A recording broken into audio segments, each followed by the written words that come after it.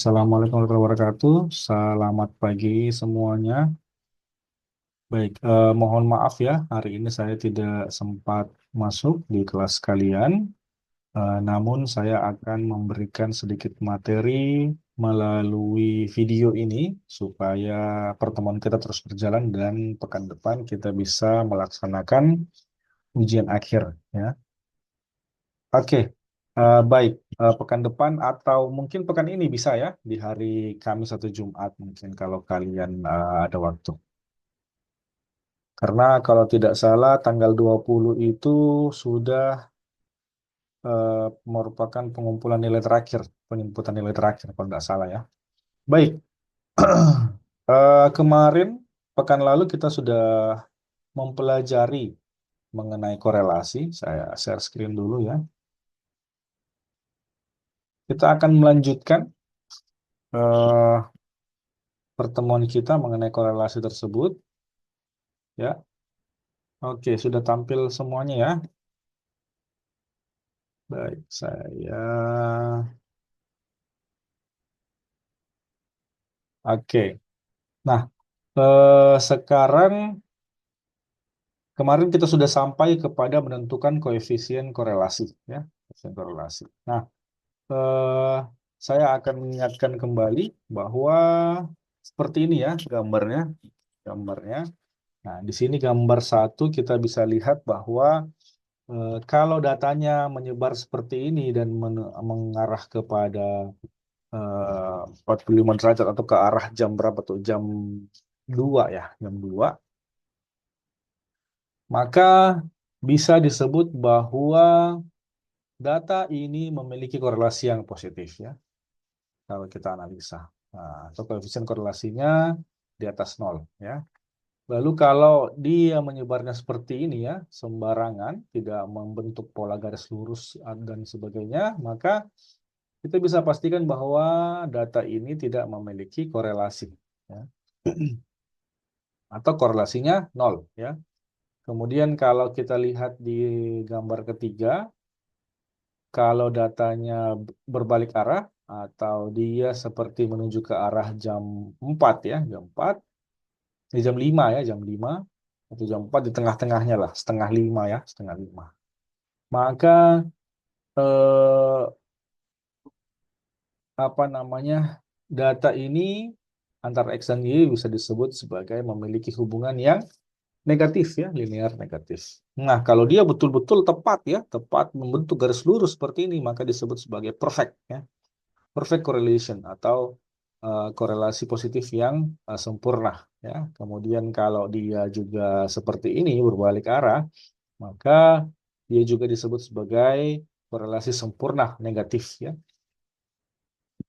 Nah, kalau yang seperti ini membentuk huruf U terbalik, maka dia sebenarnya bukan berhubungan linear atau hubungan linearnya atau koefisien korelasinya nol, tidak berhubungan linear, malah bisa disebut sebagai hubungannya kuadratik sebenarnya, kuadratik. Jadi tidak ada hubungan linearnya. Nah, ada beberapa referensi yang menyatakan bahwa ada penentuan dari eh, keratan korelasi ya. Ya, dari intervalnya misalnya R sama dengan nol berarti apa? Tidak ada hubungannya sama dengan yang ini tadi ya gambarnya. Gambar seperti itu. Kemudian kalau R-nya di atas nol sampai dengan 0,5 ada yang menyebut bahwa itu korelasinya lemah. Ya, lemah. Kalau di atas 5 sampai dengan hampir mendekati satu itu disebut korelasinya kuat ya, kuat. Dan kalau dia R-nya tepat satu ya, satu atau R-nya sama dengan satu, maka disebut sebagai korelasi yang sempurna, baik itu negatif maupun positif ya. Nah, uji korelasi sendiri kadang disebut sebagai uji korelasi linear sederhana, uji hubungan linear, atau uji keeratan hubungan atau korelasi ya. Bahkan ada juga kalau yang ini ya disebut sebagai apa? Kemarin sudah kita bahas bahwa uji korelasi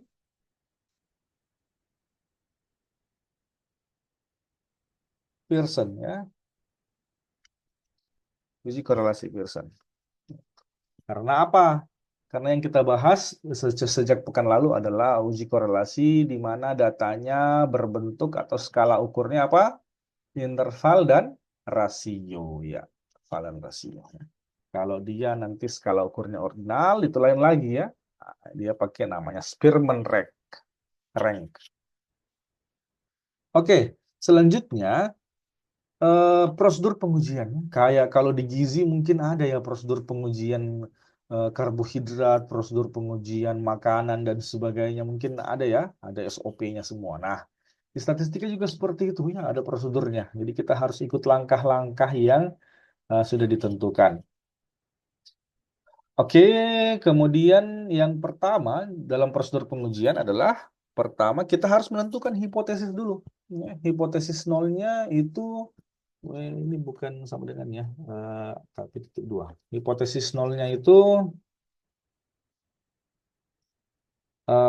tidak ada hubungan linear atau linear antara X dan Y, ya, antara variabel X dan Y. Yang kedua adalah hipotesis eh, satu atau hipotesis alternatif. Ya. Nah, hipotesis alternatif selalunya menyebutkan bahwa ada hubungan linear antara X dan Y, seperti itu ya. Kemudian uji statistiknya ya R hitung ya sama dengan apa? Koefisien korelasi yang sudah kita hitung pada pertemuan sebelumnya. Kemudian kita harus menentukan taraf signifikansi ya, taraf signifikansi atau biasa disebut sebagai R tabel ya, taraf signifikansi. Yang pertama kita harus tentukan dulu alfa atau derajat kesalahannya atau taraf kesalahannya ya, toleransi kita bahwa dalam uji kita ini kita membolehkan kesalahan sebesar 1% kah, 5% kah, atau 10% kah ya. Nah, bisa seperti itu ya. Ini kita tentukan dulu. Jadi semakin penelitian itu atau pengujian itu membutuhkan ketelitian yang lebih tinggi atau ketelitian apa namanya yang harus teliti. Misalnya kalau kita mengoperasi operasi ya dalam kasus kedokteran, operasi itu butuh ketelitian yang tinggi sehingga kesalahannya itu kalau bisa 1% atau mungkin di bawahnya, atau mungkin di bawah. Tapi kalau kita cuma mau meneliti bagaimana hubungan linear antara variabel pendidikan, misalnya apakah membaca memang menambah apa namanya IQ seseorang atau sebagainya, itu bisa penelitian sosial bisa 5% ke atas ya, bisa 5% bahkan 10%. Nah, namun yang paling sering digunakan ya adalah 5% ya, boleh. Dalam hal ini nanti kita akan pilih mungkin dalam kasus-kasus kita selanjutnya kita akan pilih 5% ya. Kemudian derajat kebebasan atau degree of freedom ya. Derajat kebebasan ini rumusnya adalah N dikurang 2. Jadi berapa jumlah sampelnya dikurangi dengan 2. Kemudian R-tabel. R-tabel ini kita akan mencari dari apa namanya? Tabel R ya, tabel koefisien korelasi person atau tabel signifikansi korelasi person. Di mana saya sudah punya, saya sudah lihat. Nah, akan saya bagikan nanti. Nah, ini ya. Jadi nukilan tabel nilai konversi korelasi R product moment dari person ya untuk berbagai DF ya atau degree of freedom. Nah, ini derajat bebasnya atau DB ya. Jadi kalau misalnya dia kita N-nya adalah sebanyak 10 berarti N kurang 2 berarti 8. Terus berapa signifikan apa namanya? Taraf kesalahannya atau alfanya? Alfanya misalnya dia 0,5% ya, berarti dia cari yang 5%, kemudian yang degree of freedom-nya 8, berarti di sini ya. Jadi R tabelnya adalah 0,632 seperti itu ya. Nanti kita bandingkan tuh, dibandingkan dengan R hitung ya, R hitung tadi ini ya. Nah, jadi kriteria pengujian ya. Jika R hitung lebih kecil daripada atau sama dengan R tabel, maka H0 gagal ditolak ya. Jadi kalau misalnya R hitungnya lebih kecil daripada R tabel, maka gagal ditolak. Yang kita sudah hitung ini lebih kecil daripada yang di sini ya, maka gagal ditolak. Kemudian jika R hitung lebih besar daripada R tabel, maka H0 ditolak ya. Jadi kalau R hitungnya lebih besar daripada R tabelnya, maka H0 ditolak. Artinya apa? Kalau gagal ditolak tadi yang awalnya, gagal ditolak, berarti kita tidak bisa menolak ini. Apa? Bagaimana misalnya kalau gagal ditolak?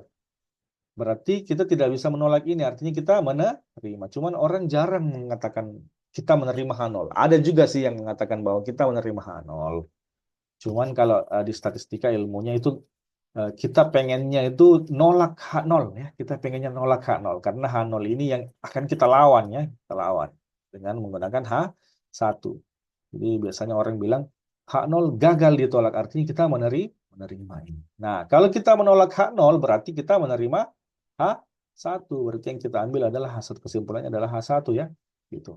Jadi eh, kalau R hitungnya lebih besar daripada R tabel, maka H0 ditolak. Artinya ada H1 kita terima, ada hubungan linear antara X dan Y ya. Nah,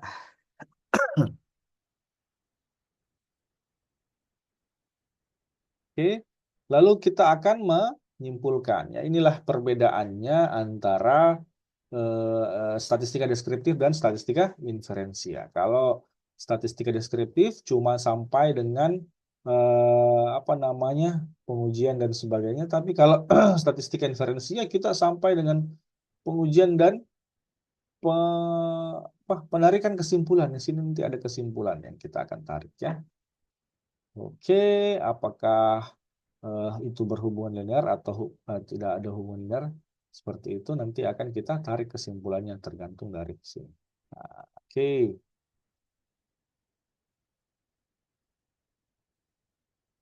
Nah, saya mau langsung ke contoh kasus ya. Contoh kasus misalnya saya ini datanya data ngarang ya, kecuali namanya. Namanya saya ambil dari absensi kalian. Tapi datanya saya buat-buat atau saya prediksi saja ya, saya prediksi saja. Nah, eh, boleh kita langsung lanjut ke Excel-nya. Ya. Nanti kalau kalian boleh Pak secara manual ya, secara manual.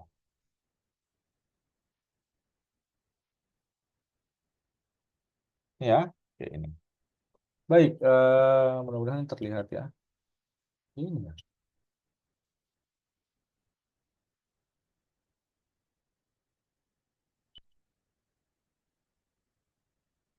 Datanya berbeda ya, namanya aja yang berbeda ya. Oh ya, cocok. Namanya sama ya. Oke, oke. eh, nah, seperti biasa ya, yang kita butuhkan adalah tabel-tabel tambahan ya. Ini kan tabel soalnya, kemudian kita tambahkan lagi tabel-tabelnya ya. Kita butuhkan XI kurang X bar, kemudian YI kurang Y bar, XI kurang X bar, kemudian YI kurang Y bar, dikali ya, XI kurang X bar dikali YI kurang Y bar, kemudian XI kurang X bar di pangkat 2, dan YI kurang Y bar di pangkat 2. Nanti kalau kalian boleh secara manual di kertas ya. Ya, pertama kita cari dulu total ya. Totalnya berapa, kemudian minnya berapa. Totalnya sebenarnya kalau mau singkat ya, kalau pakai rumus kita pakai sum, sama dengan sum. SUM. Lalu ditarik ini bawah. Nah, sekarang kita tarik untuk ke sebelahnya. Lalu ini bisa kita lihat, jadi jumlahnya dibagi dengan banyaknya data 15 ya. 47,6 dan 37,553. 533. Lalu kalau pakai Excel maka kita bisa langsung dari sini ya. 35 dikurang dengan rata-ratanya ya. Rata-ratanya. Nah, rata-ratanya ini harus dikasih dolar di depannya untuk rata-rata di sini supaya dia tidak lari ya ketika kita tarik garisnya. Nah, coba kita tunggu ya.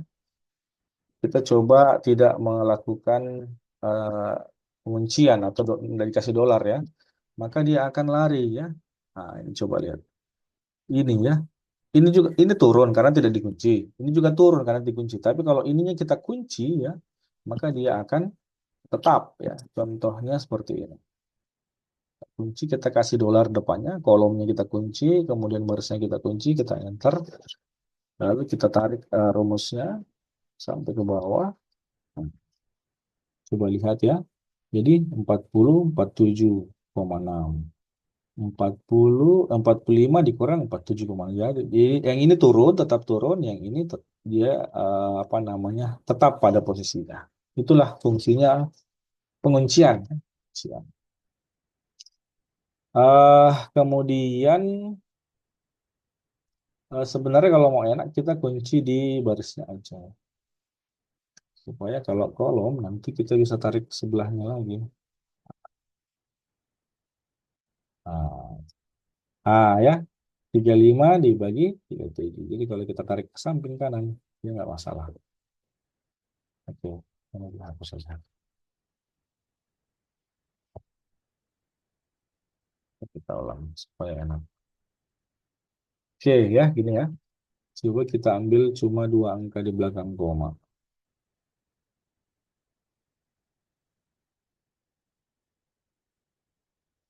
Oke, nah kita sudah dapat XI kurang X bar dan YI kurang Y bar. Nah, selanjutnya adalah kita kalikan ya. Nah, karena di sini kalikan. Ya, sama dengan XI kurang X bar dikali dengan YI kurang Y bar. Ya. Bintang itu kalau di Excel kali ya. Di simbol dari kali. Kita enter. Hasilnya adalah 31,92. Tarik lagi rumusnya. Kemudian kita coba kurangi apa namanya decimal places atau angka di belakang komanya. Yang seperti ini. Lalu kita cari lagi XI kurang X bar pangkat 2. Coba kita pangkat 2 kan caranya. Kemudian tarik lagi. Udah. Kemudian ini kita pangkat 2 kan juga.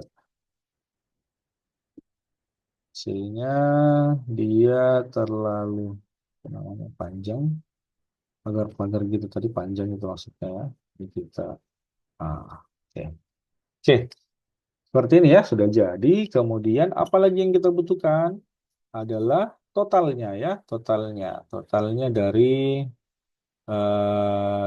sini ya. Nah, kita tarik saja. Nah, sini sebenarnya tidak ada karena totalnya pasti nol ya. Kemudian total dari simpangan pasti nol. Oke, kita coba ya. Ya. Jadi ini adalah sigma dari eh, XI kurang X bar dikali dengan YI kurang Y bar. Jadi, atau disebut sebagai SXY. Ya. Dari rumus yang tadi, di mana tuh? Ini adalah di sini.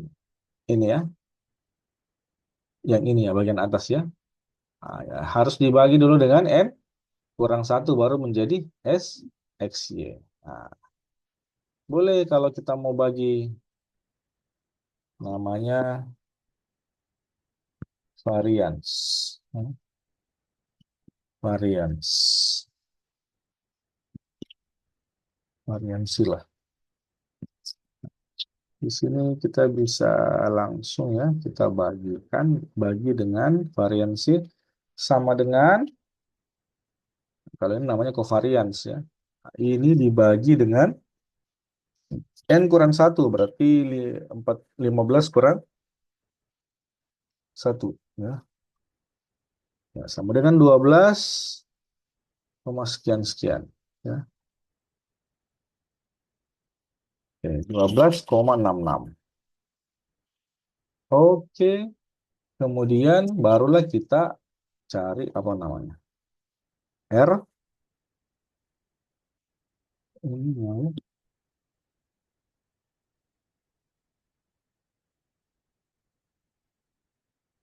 udah selesai. Dia langsung berbentuk ini. Atau kita copy saja. Nah, perhatikan. Jadi koefisien korelasinya atau R hitungnya R hitung sama dengan apa tadi? Ini ya, ini misalnya kalau kalian itu pakai manual ya, R hitung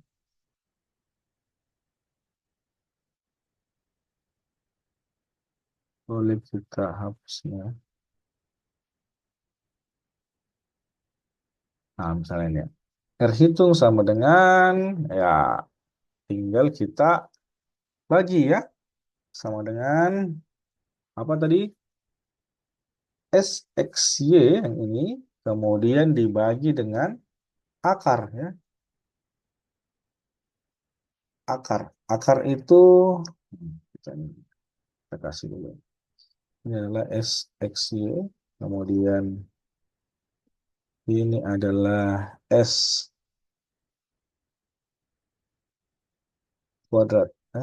S X kuadrat ya. Anggaplah ini kuadrat ya.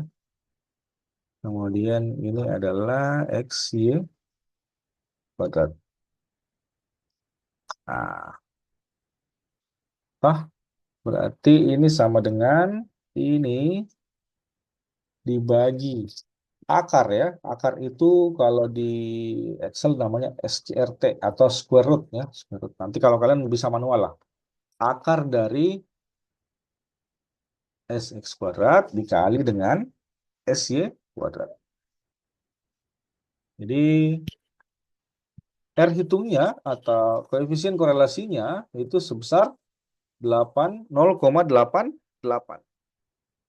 Kami dua angka di belakang koma, 0,88. Artinya apa ini? Adalah hubungan linear positif. Ya.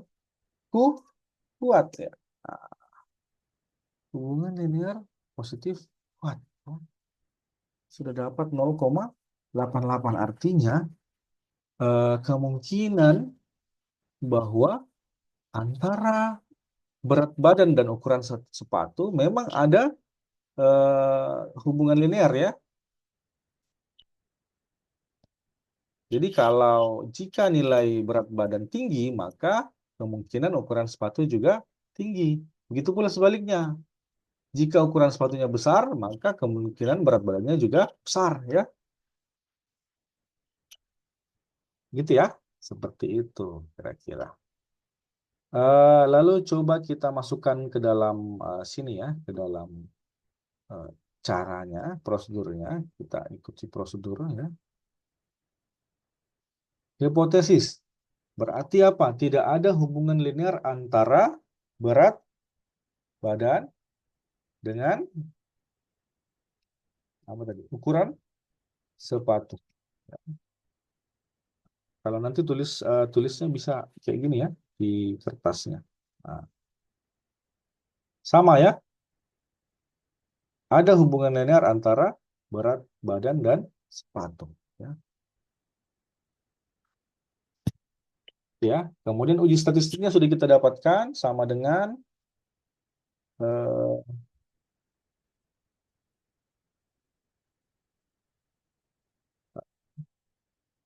sama dengan nah,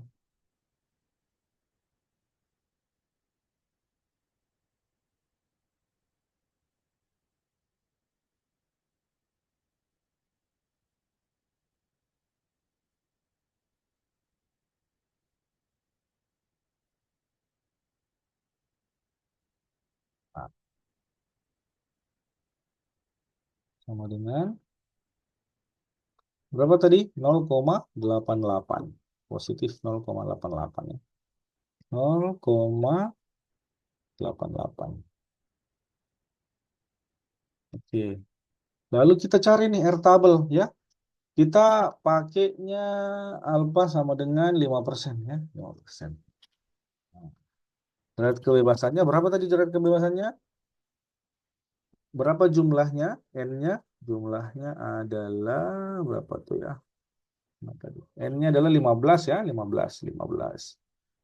15 dikurang 2 sama dengan 13. Nah, R tabelnya sama dengan, kita cari langsung di sini ya, di R tabel sini. 15 kurang 2 sama dengan 13 ya. Pakai 5%, berarti dia di sini ya 0,514 ya. Nah, tinggal ditulis 0,514 ya, gitu ya. Nah, sekarang kita bandingkan nih kriteria pengujian. Jika oke, oke, kalau kriteria pengujian biasanya kita cukup seperti ini, tidak diubah, langsung nah, nanti di kesimpulannya kita tambahkan sesuatu.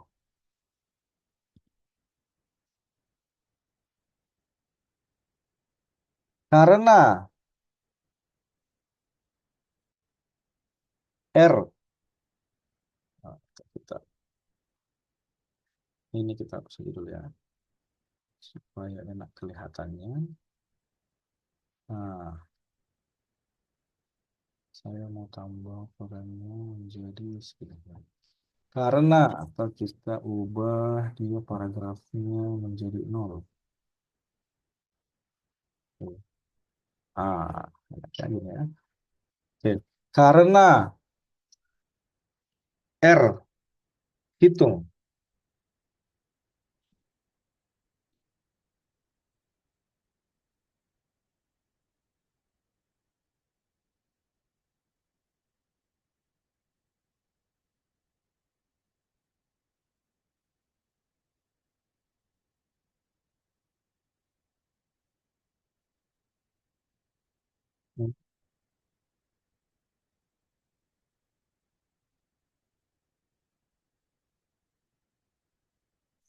Ya.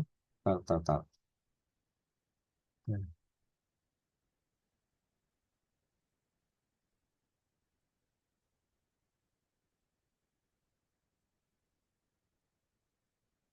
Karena R hitung. Berapa tadi R hitungnya? Ya, lebih besar ya. Ini nanti kalian kalau di kriteria pengujian bisa langsung tulis gini aja.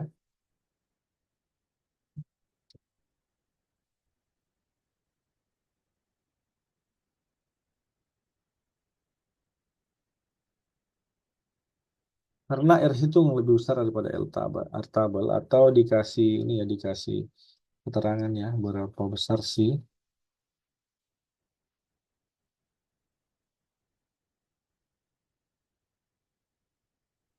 dalam kurung berapa tuh R hitungnya tadi 0,88 ya 88 lebih besar daripada R tabel yakni berapa tadi 0,514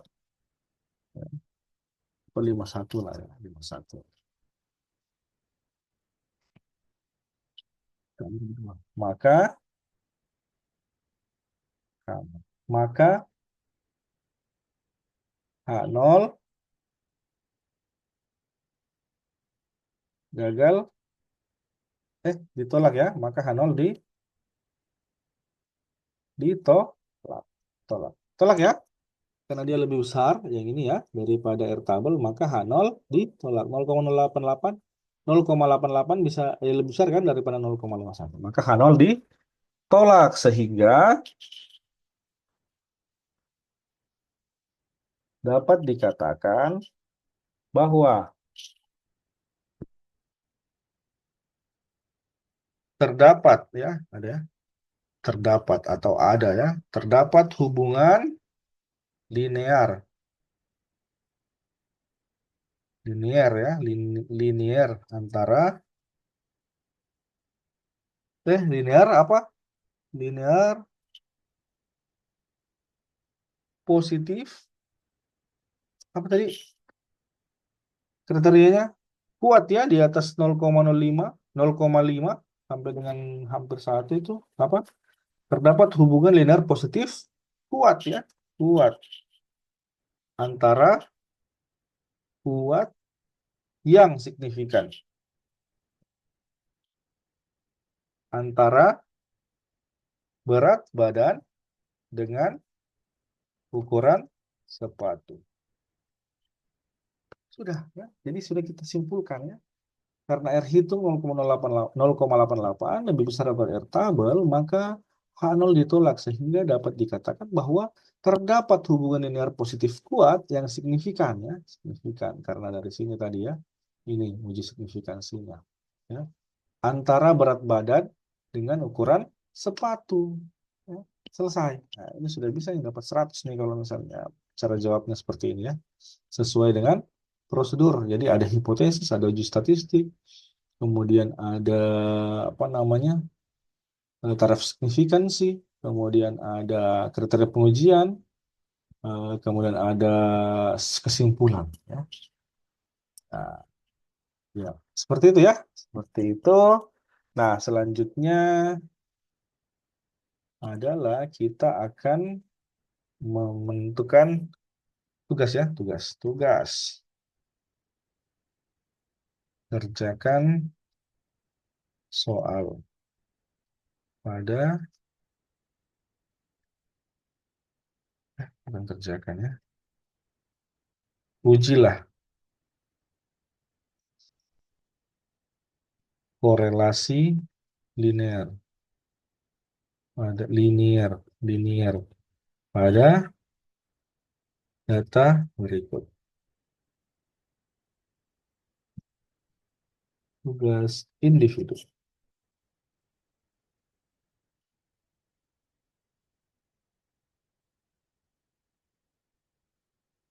Datanya adalah ini ya. Sudah bukan juga. Silakan kalian cari dan uji korelasi.